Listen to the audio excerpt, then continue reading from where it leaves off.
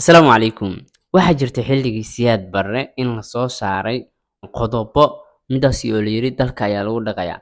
Qodobadaas waxaa ka mid ahaa qodob qofkii dowladda isku daya inuu afgambiyo tiirka in la geeyo ay tahay. Marka ragga adiga dhowr nin ayay ahaayeen, generaal ayayna ahaayeen intooda badan. Marka ninka wax ka saxiixay raggaas ayaa waxa uu sameeyey inuu ku biiray raggii dowladda isku dayay inay afgambiyaan. Ninkii baa la soo qabtay. Ninkii waa la soo qabtay. Waxaa la hor keenay warqaddii uu wax ka saxiixay. Marka Maxamed Siyaad Barre wuxuu yiri marka maxaad iga filaysaa? Gacankiisa maxaad ka dalbanaysaa? Adiga ninkaan hal ii cafiyo waxaas dhan ma uusan dhigin. Wuxuu yiri hal la ii toogto yiri. Balse hal codsiyaan wataa wuxuu yiri qof walba oo ku lug la asna waa in la toogtaa ayuu yiri. Okay ayaa la yiri ninkaan dalabkiisii ayaa loo fuliyey.